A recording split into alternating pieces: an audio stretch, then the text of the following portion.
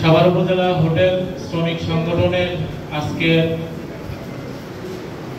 এই আয়োজনের সভাপতি সাহেব, আজকের প্রধান অতিথি খুরশেদ আলম ভাই, আমার চিরজীবনের নেতা, উপস্থিত আছেন বাচ্চু ভাই, হযরত ভাই, উপস্থিত আছেন মোশাররফ ভাই সহ এবং আপনারা যারা আছেন, আসসালামু আলাইকুম।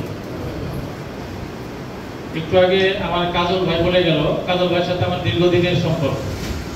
কাজল ভাই বলে গেল যে অনেক বাধা বিপত্তি আসছে, বাধা বিপত্তি আসার পরে আপনাদের শেষ ঠিকানা কিন্তু খুরশেদ ভাই, সাভারের সবাই আশ্রয় স্থল কিন্তু খুরশেদ ভাই। আপনারা যে শেষ পর্যন্ত সবকিছু অতিক্রম করে এইখানে আশ্রয় নিচ্ছেন, এই জন্য আপনাদের ধন্যবাদ। আমি আপনাদেরকে বলি যে আপনারা যে পজিশনে থাকেন না যাই থাকুন, একদম সাভার তৃণমূল পর্যায় থেকে সর্বোচ্চ পর্যায় পর্যন্ত আপনাদের সাভারে অনেক অনেক নেতা আছে, অনেক আছে, কিন্তু আপনারা বলেন তো যে আপনাদের শেষ ঠিকানা কোথায়? এইটা পুরো সাভারে প্রচার করতে হবে ইনশাআল্লাহ। আপনারা আপনাদের জায়গায় থেকে আপনাদের ন্যায় নীতি আদর্শ দিয়ে এটা যে প্রচার করবেন যে আপনারা খুরশেদ আলমের সৈনিক, আপনারা ন্যায় নীতি আদর্শের সাথে চলবেন এবং তার জন্য সামনের দিনে এগিয়ে যেতে হবে আমাদের সবাইকে।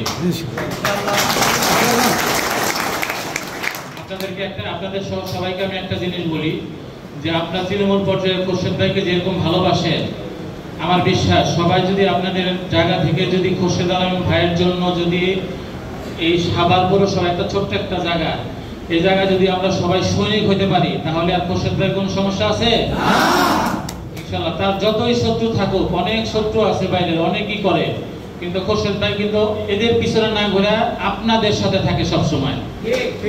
এই জন্য আমি চাই যে আপনারা আপনাদের কাজের পরপরই আপনারা প্রত্যেকজন খুরশেদ ভাইয়ের সৈনিক হিসাবে প্রত্যেক দিন অন্ততপক্ষে 5 জন বা 10 জনকে আপনার নিজে থেকে চিন্তা করবেন যে খুরশেদ ভাইয়ের জন্য মানুষের দ্বার প্রান্তে যাবেন।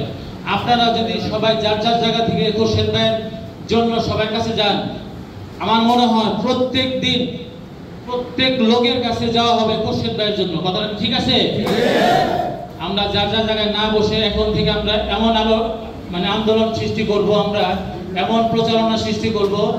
আমি যে একটা সময় বলেছিলাম এবং এটা সবারই ধারণা যে সাভারের ভিতরে খুরশেদ আলম ভাই মেয়র হিসাবে সর্বোচ্চ ভোট পেয়ে নির্বাচিত হবে ইনশাআল্লাহ। সারা বাংলাদেশে সর্বোচ্চ ভোট পেয়ে তিনি নির্বাচিত হবেন। আপনারা এটা বিশ্বাস করেন তো? আমি মনে প্রাণে বিশ্বাস করি এবং ইনশাআল্লাহ এটা মনে প্রাণে আল্লাহর কাছে অনেক জীবন অনেক কিছু চাইছি, এইটাও চাই যে তিনি, এটা আমি সবার আগে বলবো, তিনি যখন সারা বাংলাদেশের সর্বোচ্চ ভোট পেয়ে পৌরসভার মেয়র হবেন, তখন আমি জোর গলায় বলবো এই কথাটা আমি সর্বপ্রথম বলেছিলাম। কিন্তু এটা বলার সাথে সাথে আপনাদের সহযোগিতা লাগবে। দয়া করে আপনারা যে যার জায়গায় থাকেন, ছাত্র থাকেন, যাই থাকেন, যে জায়গায় থাকেন, খুরশেদ ভাইয়ের যাতে সুনাম হয় সেই কাজ করবেন। আমাকে কথা দিলেন তো সবাই? ইনশাআল্লাহ আমরা সবাই খুরশেদ ভাইয়ের সৈনিক।